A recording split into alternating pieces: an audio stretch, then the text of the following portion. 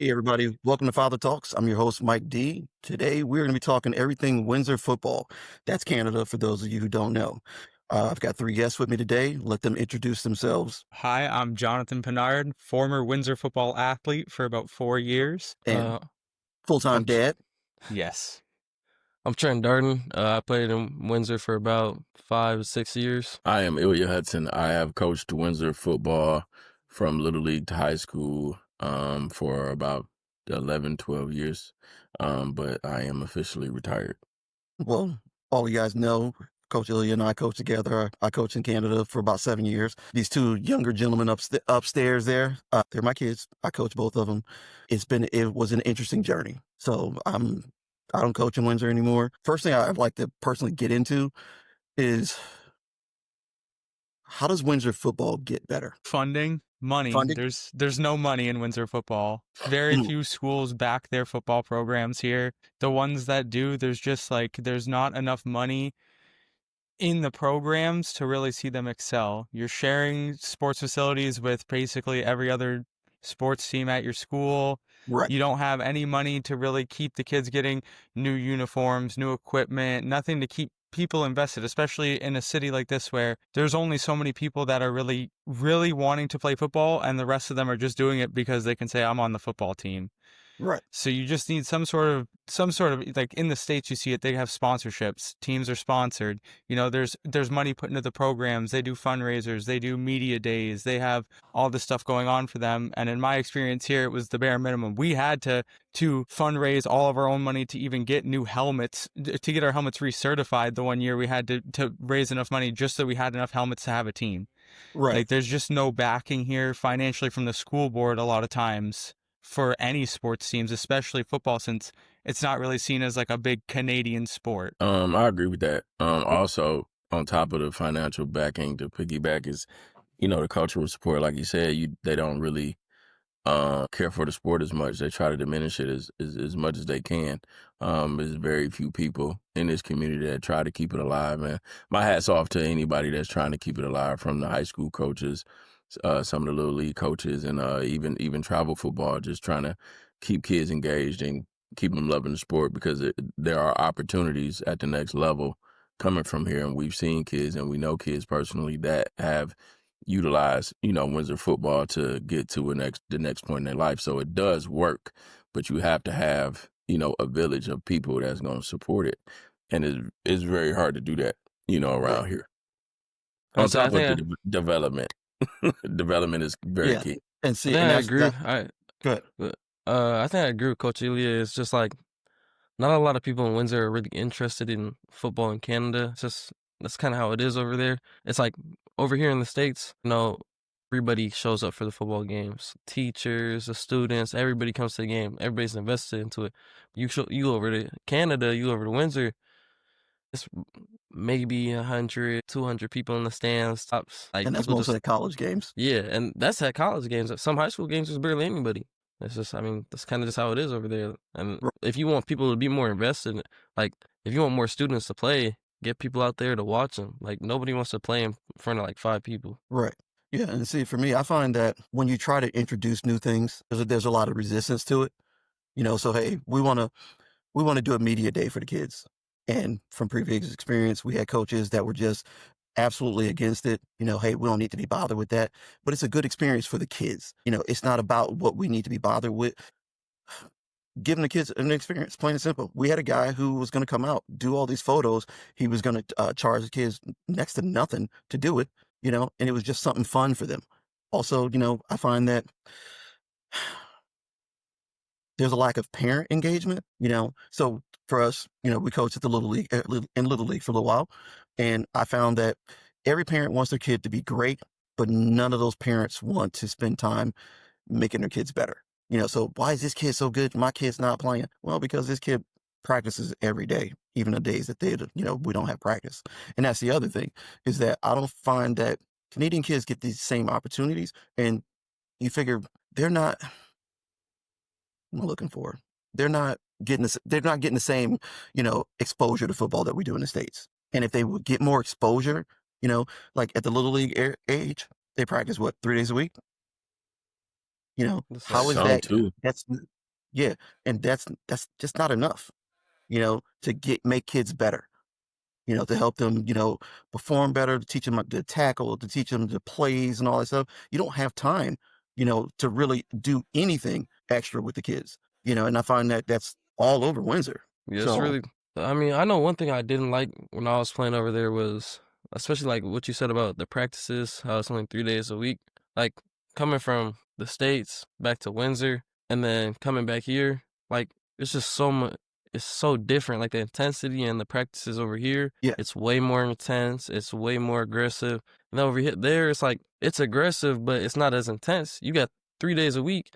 You're not really learning that much in 3 days. Like right. you're learning a little bit here and there, but it's not enough to get you to where some of these kids over here in the States are, like the level of competition they're at. Especially at the high school level, like you're limited by the school board to literally 2 weeks in the off season to practice, like have legitimate mandatory practices. At And least yeah, when I and was that's playing, that's what it was. And how can you get ready for your whole season when you've got you two can't. weeks? You 2 weeks cannot. that they don't have mandatory weight room, and there's no mandatory like lifting sessions in the off season. There's no spring ball really. It's like 2 weeks in the summer, and then you start school and your games are next week. Yeah, How are you supposed to develop, especially in a city where there's not a lot of opportunities to develop outside of school or that was going your to be my next scheduled thing. practices? There isn't a lot of There's not a open lot. There's not a whole coaching lot or of open programs out there. facilities that really are for sports specifically. Yeah, there's some, but football definitely not. There's just far and few between that you're going to find here where you can go on a daily basis and get football training outside of doing it yourself at summer that has an open gymnasium. Yeah, and then you have programs that are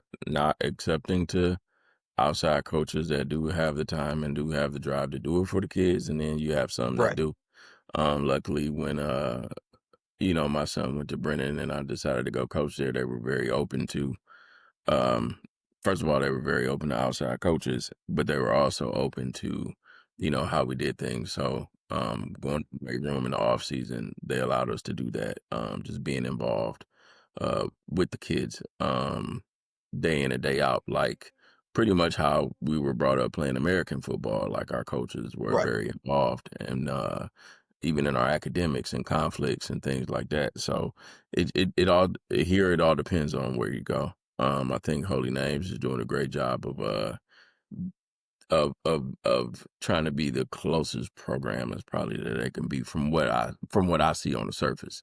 I know they Right. do a lot of off season stuff. They do a lot of fundraising. They do a lot of things for their players. Um, and it kind of has to be that like all the way around for everybody to be successful. Right. Yeah, and I think my other issue is that a lot of kids in Canada all want to migrate to one team. Oh yeah, they won the championship last year, so you know what? Let's all go to that school. Yeah. But what they don't realize, and it's something I tried to tell parents before, it becomes a level of competition. So if all the great kids are on one team or on two teams throughout the city, okay, where's your competition? You can't submit film to colleges and that. Who did you play against? Yeah, I rushed for 1,000 yards, but you didn't play against anybody. And that's why I always stress, you know what, go to the team in your area and try to make that team better. Get your playing time. Start practices outside of, coaching, outside of, your school's program and whatnot. Do something. Now, Yeah. um, I don't think I know if, what the rules are for over in Canada, but is there like a transfer rule for Canada, like over in the States, where if you Yeah, transfer, you can't play? yeah, Yes, same rule. There's You a have rule. to wait out a year unless it's for you have to have like a legitimate reason, and even Yeah, then sometimes they make you sit. right. Yeah, it's gotten yeah, worse and worse over the years. Like it was like, you change your addresses, you're fine if you have parents in two split homes and you yeah. I decide didn't to know go that. stay with another parent, but it's it's been a lot lately. So it's starting to kind of crack down on it. Like, Right. yeah. Yeah, but I guarantee that's because all of the kids are, moving to one team. So everybody wants to play on the best teams instead of helping build programs. And listen, I understand that nobody wants to be on a losing team, but you also want to be on a team where you're contributing something. You don't want to just say, Yeah. "Oh yeah, I wore the jersey. We won a championship." But what did you do? No, I sat on the bench.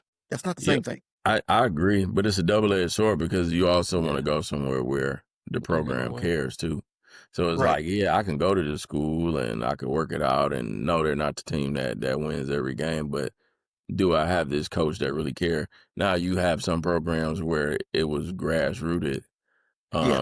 And I go back to, where we were at, where we started at Brennan again. Like, we started from the bottom and kind of came up from Windsor Minor. Like, so we grassrooted that program into it being, one of the top programs at that time. But we had to do a lot to do it. You know what I'm saying? We had to develop a lot. We had to put time into it. We did have to, quote unquote, recruit kids in order for Yeah. that to happen. So you have other schools that just don't have not only the know-how, the time, or just the mindset to do any of that. So then now you sitting up here in grade 8, and I'm saying from a grade 8 kid standpoint over here, like, man, why am I going here when I can go there and it's going to be a better experience for me? And then they all Right. just kind of load up. So it just Right. But sucks. I think that doesn't mean you're gonna play. And that's No, my no, it big does thing not.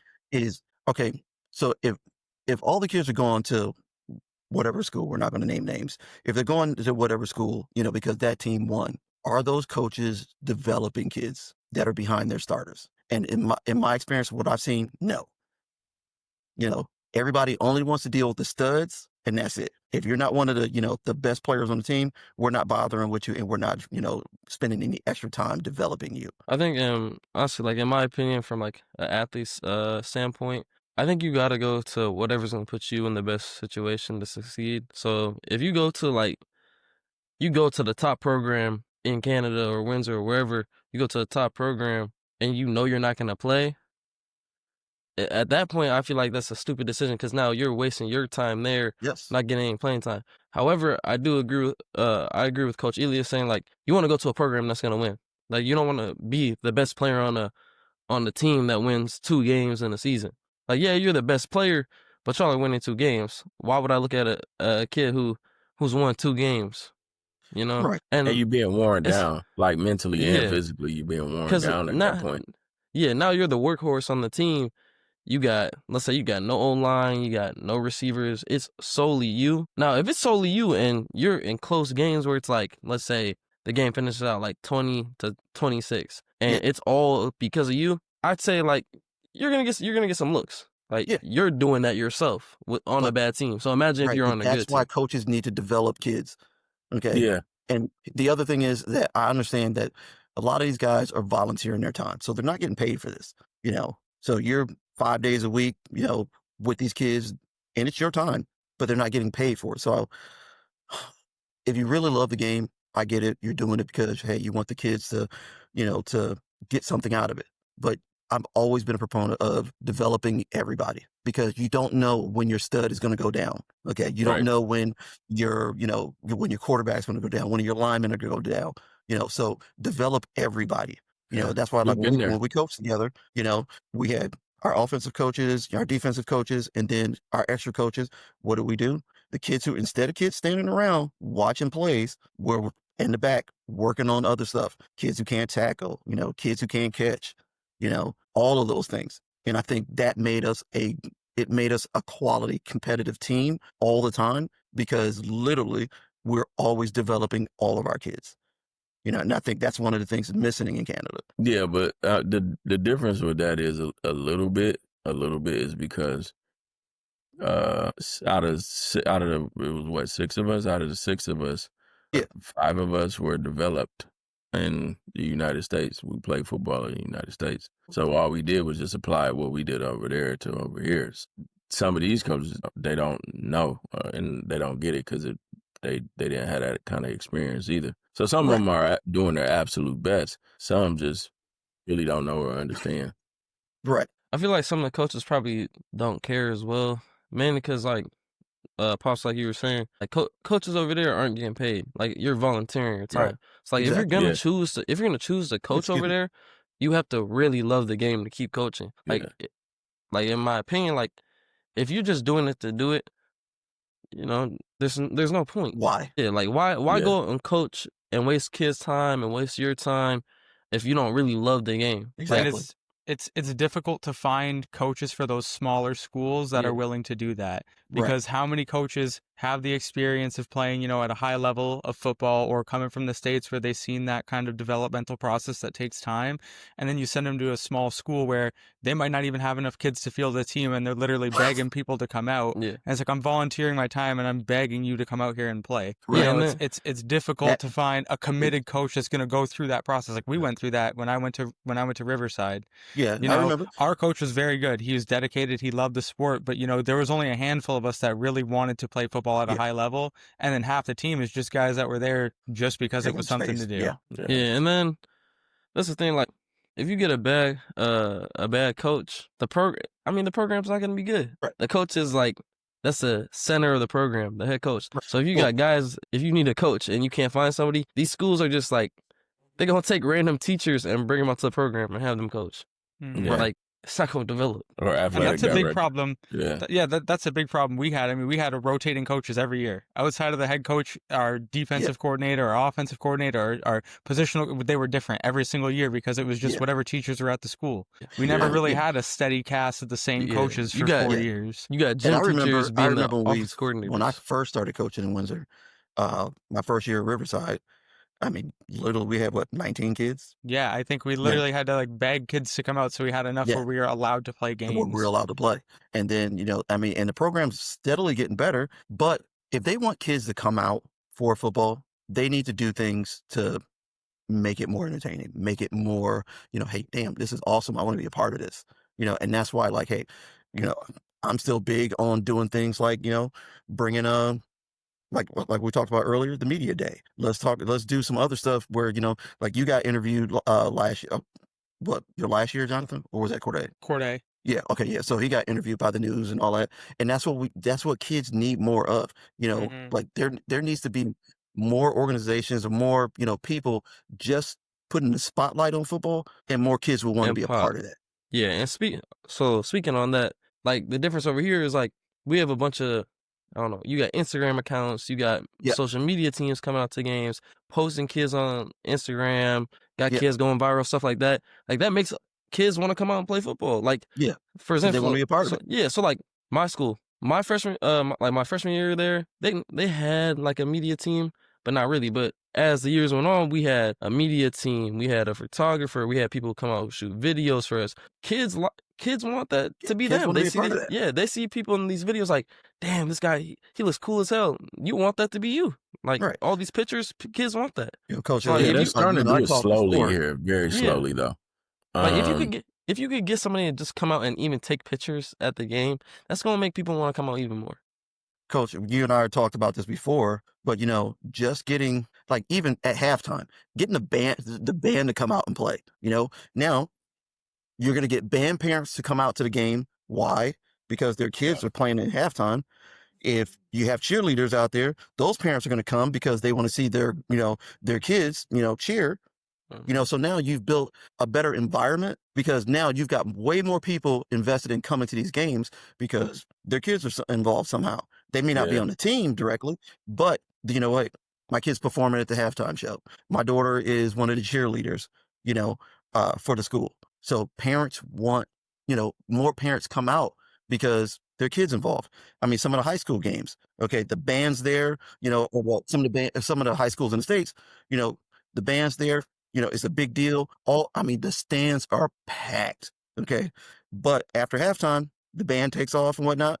Guess what? You figure about 50, 60 people, leave the stands, but it's still full of freaking people, because those are still cheerleading parents and football parents still left over. And if it's a good game, those parents and students might stay. Yeah, if it's a good game, yeah. And I know through my high school, at least, like, obviously we always had the band out there all throughout the game. Yeah. And like, the only time I wasn't on the football field was like my freshman year when I was at U of D, and I went to I experienced like from a fan's perspective one time. Like just being in those stands, having the band playing, having the student section, like having themes for the game. Like one game will be like theme, like, oh, it's tropical theme. Like that gets the students involved. Like you have because more people want to take part in that. Yeah. So like we had like kind of like a group that ran like our student section and stuff like that. And like at our school we call them F7, like that's our Farmington 7. So like they hype up the crowd, they're on the track doing push-ups, a bunch of stuff. Like it's the stuff that gets the fans involved. Like that's Yes. what makes the games better. Well, Yeah. you know what really hurts over here is like we don't really do pep rallies like that. You know, we Yeah. don't have that engagement in school to get the students there excited to go to any varsity sports really for the most part. Like when I was in school here, we did like I think one maybe in the 4 years that I went to high school here, one pep Yeah. rally. And Like, then you know, if you have that student engagement at school, getting people excited for the games, getting people, you know, giving them a reason to actually show up there, you know, giving them the halftime show, a concession stand, like Yeah, some sort because of it's an incentive to event. be at the game, then they would go. But half the time, the kids don't even know that there's a varsity game going on. Like yeah, you Right. for any sports, football, basketball, volleyball, it's like most of the time you don't even know that there's a game going on. There's no posted schedule for the games unless you know somebody on the team. You wouldn't yeah. even know that there's going to be a game that night. I think you Exactly. definitely like Windsor schools could do a better job of promoting like the events that are going on. Like I even know like some high schools over here like that don't promote their games enough. Like if you don't promote the games, nobody's gonna come. They don't know about Exactly. it unless like JD was saying, unless you have somebody or like you know somebody who has the schedule, you won't know anything about the game. You won't know anything about the event. Like the schools have to, you know, morning announcement at the beginning of the week. Hey, we got a Right. football game on Friday, whatever. Just letting people know what's going on, what time, you know, getting that info out there. So, I mean, just so people know what's going on. Yeah, Yeah. they'll try things and then they'll just like let it go. Like I know they Yeah. used to do the incentive where, you know, if the field was right next to the school, you can get out, you know, last period early and go to the football game, but you had to, you know, you had to go to the game. You know, Right. that was a great incentive where the students it would be packed. Um, again, it's about what sport it is. At Brennan and St. Joe's have this rivalry game called the Zakor Cup, and Okay. you would think that it's the Super Bowl, right? Right. But see, It's a hockey rivalry. It's at WFCU. It's packed with both schools. They have, and I've seen it on both ends because I got kids that right. have went to both.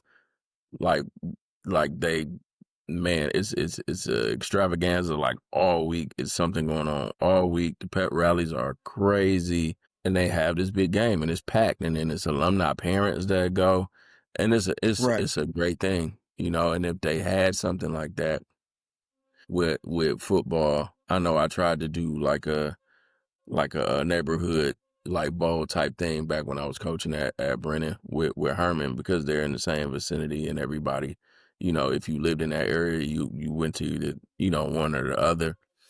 But it was a great idea that kind of just like fizzled out. You know, the powers that be just don't be caring to do all that, you know, cultural stuff, man. So Yeah, and it's it's just again, crazy to me. And yeah, again, I coached there for 7 years. I trained kids there because I still, and even today, you know, I still believe that Canada has a wealth of talent that they just do not get the exposure that they need.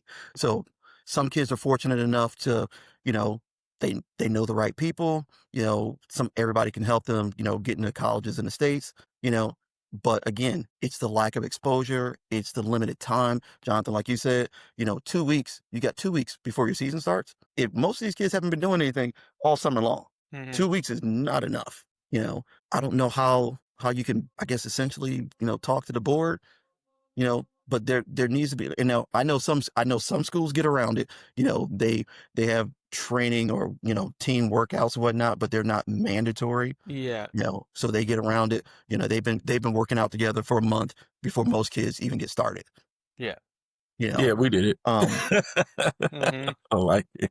We did it. um, I just invited kids to come work out at the field, so that was Yeah, it. there you go. So, all right. So And they just did what something we else I want to asked. touch on is the parents at the Little League games. Okay, listen. So I was out at the Little League, you know, last year watching some of the games and everything. And let me tell you something: the parents can be atrocious. I thought they were bad in the States. They're worse in Canada. And this is at the Little League age group. This is not even at high Yeah. school. This is the Little League. Listen, you've got 4 refs, a bunch of little kids running around. People are going to miss some calls. Okay. I get that. Okay. And I mean, I could see if it was something that cost you a game, why you'd be so upset. But some of the stuff is just like borderline cuckoo for fucking Cocoa Puffs. How, you know, what, that's a bullshit call, ref, you fat bastard, this, that, and other thing. I'm like, bruh, seriously? You know, or, Yeah. you know, parents coming to you, how come my kid's not getting playing time? You know, well, because your kid is afraid to tackle. Yeah. So You I'm not probably going to got put you. about 4 or 5 different stories Who, me? with that. Yeah. Oh my God, listen, man. I tell everybody, I will not treat your kid differently because you're an asshole. Yeah. I'm still going to coach your kid as aggressively as I did before.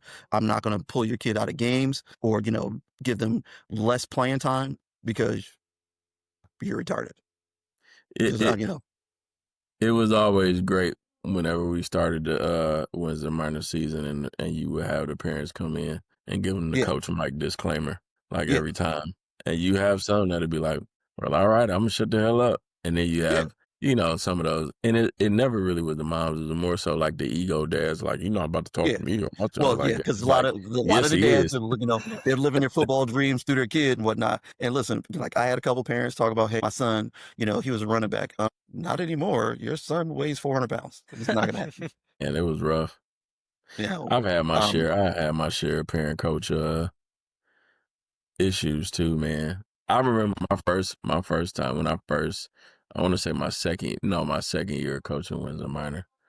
Um, this kid just would not listen, man. He didn't want to run the plays the way we did, and it cost us the game. And yeah, I chewed him out at the end of the game, and Dad came at me in the parking lot like, "Why you talking to my son like that?" And I'm just again, this is my second year of coaching. I'm like, "Cause your son don't fucking listen. He's yeah, he's he's 10 at this point. He should be able to, follow directions and not do what he want to do and be a cowboy. This is a game of discipline. Your son cost us yeah, the game." And he yeah. And the grabbed the reality, helmet and started walking towards me, and I just started laughing like, yeah, man, come on. Like, if this is what yeah, you want to do. But then that's when I realized, like, man, this is a crazy world that we live in where a parent, like, it's like, so you want your son to play this brute sport, but hmm you want somebody to pat him on the butt and be like, it's okay, like a baby. It's the absolutely not. craziest dynamic. Yeah, but we're big on those. Hey, I'm not giving you credit for things that you're supposed to be doing. Never have, And I never will. found being being the type of coach that I have been, parents that hated me in the beginning of the season understood by the end of the season. Yeah, I Like saw I that a talk to lot. people I talk to a lot of people still to this day.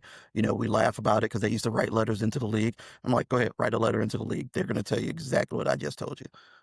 I will not put a kid on the field that is not ready to play because my responsibility is still, it's about safety. Yeah. So I put a kid out there because y'all know he's my buddy's friend. He's a starter when he shouldn't be, and he gets somebody else's kid hurt. Then what? Yeah, Because people they're didn't not understand that we we didn't was for the properly greater prepare him. good. Yeah. Yeah, People didn't understand that we was for the greater good of the kids more so yeah, than ourselves or just for, even the league. We wasn't even for the greater good of the league. We was for the greater good of the kids. And people didn't understand that at first. I yeah, think now that we are all kind of like away from it, with the exception of Jesse, who still coaches.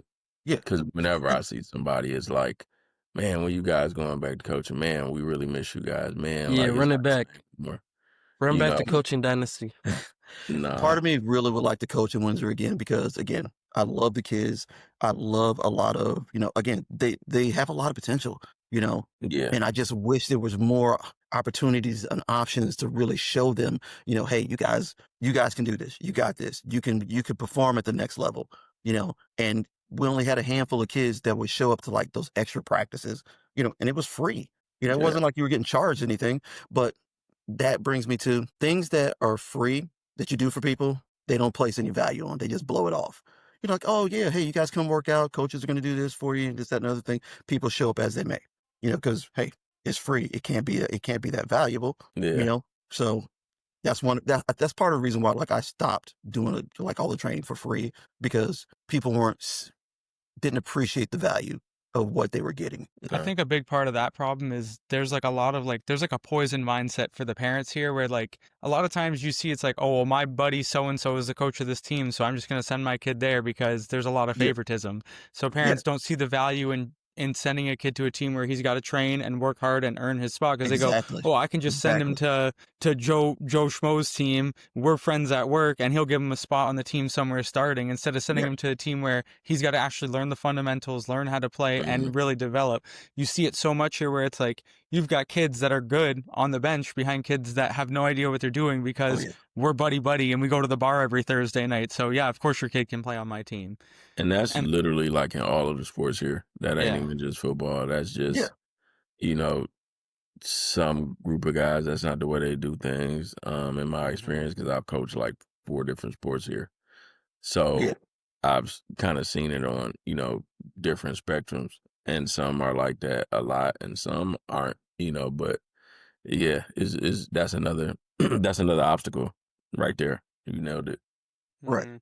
So what does Windsor need? Give me one idea that would help football Outside get better. competition. Outside competition. We're a border city. Yeah. We're on the border with Detroit, a major football city in the States. Right. Like, there's no reason why we couldn't arrange, not at the Pee Wee level so much, but especially at the high school level. Why aren't we Okay. arranging one game a year with a team from the States? You know, why aren't we merging some cross-border game? It can even be a preseason game. We don't have it. Why don't we play any teams that are outside of Windsor, Essex? Like, I think a big problem with the competition level is everybody knows what schools you go to if you really want to be on a big football program here, Right. and you know exactly what schools you're going to play. It's the same 15 schools that have all played each other for the most part for the last 50 years. We Right. don't really why don't we bring teams down from Toronto? It's really only a 3.5 hour drive. We don't travel for football here or any of the county teams. We get a couple. You get Essex, which is only like a 40-minute drive. When I was Right. playing, Blenheim finally came in, was like a 1 hour drive, but we don't really see any of that outside competition. And Right. that could easily be fixed if playing against teams in Detroit. I mean, yeah, it's a little bit hard to coordinate because you got to make sure, either everybody on your team's got a passport or everybody on the other team Teams does, got a passport. Right. for the most part. But you're telling me you can't coordinate 1 or 2 of those games every year? Like, it could definitely be done. You could find a school board over there. The universities and the colleges here have transfer programs with the states. There's nothing stopping it from being a thing. When I played for the Fratman, our preseason game was against a school in Pennsylvania. They came over here and we played a preseason game against them. Right. Yes, it's slightly different football, but Canadian football is changing more and more every year to be Yeah. closer to what they play in the I States. was just about to say that Canadian football is definitely changing a lot, especially even from when I coached at the high school level. Over there, it's definitely getting. You see some coaches adjusting their strategies and their approach, to more American style football and that, But I think again, somebody has got to say, you know what, we want this to be better. But the minute, actually, what it is, let me back up. The minute somebody can figure out a real way to start making money, Mhm. then football will be bigger. Because Windsor's guess stuck what? in a vacuum is the Yeah. problem. It's a lot of the same coaches, Yeah. the same parents, the same schools. So there's not a lot of push. Like, there's very few coaches like us that have come in and really changed the norm for what football is here. It's a lot of the same people preaching the same things and doing the same stuff over and over and over again. Like, there's nobody really coming into the city to push the older coaches out or push them to at least change how they do Do things. things right. Yeah. Yeah, no, All right, it's not, go ahead. and it probably won't be for a while. So then you have to flip that into just like it starts to me, and I've said it like a broken record. Like it starts with here. It starts with developing in Windsor Minor. Like you gotta Yeah. have there's guys that have played this game, at a high level in the community. Um, and to me, in my opinion, they gotta want to do it because they have the know-how. The CFL players or the Right. college players and the university players that have had the experience. Um, if they have the time, I would and I think some do here and there, but I would encourage them to, start there with those younger kids and really like build it up. I think that would work. I think that would be like a grassroots to um schools, funding it. Got to keep travel going. At this point, Yeah. travel football is very important because that's the only competition that they do get outside of That's high the only school. real competition only Yeah, real regular competition that they get. so they have to continue that. They have to develop within that, but it starts with Windsor Minor. If you can get a bunch of coaches that are hell bent on developing the youth and those younger kids, and then it's a effect that follows all the way through. And like I said, they do have some guys that are there that are doing those things, but it has to be more. And like I said, they have to have the time to do it and want to do it. you know, Hope so. and it's We free. got a couple You got minutes you got left. to be able to do it. You got to want to do it for free. Right. That too. Okay, couple minutes left. Hey, anybody watch the Rams game last night? Yeah. I watched the first. Yeah. I watched the first half. Okay, so I'm just gonna say that listen, proof positive that when every player sometimes just needs a different environment, to excel. I know where this is Because going. my man, the quarterback for San Francisco right now, Mac Jones. yeah, Yeah. listen, he was lights out last night. I Yeah. mean, he was wrecking the Rams defense. Okay, and it was a lot of it, no real deep passes or nothing. No, most of it was all underneath stuff, and San Francisco was just making stuff happen. The Rams fumbled on the 1 yard line. They missed. I think they missed 2 field goals and whatnot. Mm-hmm. So Yeah. yeah, and listen, I still love Matthew Stafford. People can say what they want to about Matthew, but I Oh yeah, all day love long. Matthew Stafford. Mhm. Okay, Yeah, I don't want he him back. still I don't has want him that back. I killer love me instinct. some Jared Goff now, but Yeah. Pause. what? He I made some love great Jared Goff. throws, No, but he I'm also saying made some bad pause. ones last night too. Yeah, but keep in mind though, when Stafford was with us, he literally had to do so much because he never had the tools that Jared Goff has Yeah. got now. Me and Rick were talking about this last night. Yeah. And so we had to get rid of Stafford in order to get the team that we have now. Yeah. Like that's the other part. But it's like, man, if and Goff is great, but Stafford is a little better. So to put it in perspective, like if we have this team now and we had Stafford, maybe Oh. not now, but like 2 years ago, oh my God. Like See, in my opinion, I don't think so, because I don't think Stafford's the right kind of quarterback for the offense we run. For this system, He's like, Stafford's the big arm, the take a shot downfield gunslinger, where Goff is more of like that calculated. He'll take the check down every time. He'll take the Right. 10-yard in. Like, he'll take the shorter stuff and let the running game do the work. And I just don't think Stafford's that kind of quarterback. well, keep in mind now, 2 years ago we still had Ben Johnson. Ben Johnson tailored that offense to really fit what Jared Goff was good at. That's true, but I also think the new coordinator, Johnny Morton, is doing a great job. He Oh, put no- up the no most doubt. points in a yeah, he's Lions doing a game. phenomenal job. Absolutely. That first Yeah, game, I was a to little me, scared. yeah. I'm not gonna lie. I was like, holy Yeah. shit. Yeah, I was This ain't what scared the rest too. of the season's gonna be like because we in trouble. Yeah. I feel like it was damn near the overplay for the underlay. Yeah. Mhm. Yeah. So, I like to think But- it's all because of my son, because before he was born, they lost a game, and now they haven't lost one since. So, You know what? We're Okay. gonna take that. We rolling with that. I'm gonna bet on this game this week just because you said that. And if I lose, too. you owe me some cash. So Nah, if Alright, I guys. if I bet on a game this week and I lose, Kenny gonna get it. taking some money out of his college fund. Wait until he can walk. Yeah. Oh, that's a rap guy. So, anyways, guys, hey, thank you so much for being on this episode. And we will see you again maybe later this week. all right. Yeah, Mike, we All right. might have to part 2 this thing. Yeah, oh, for sure. Yeah. We'll bring Yeah.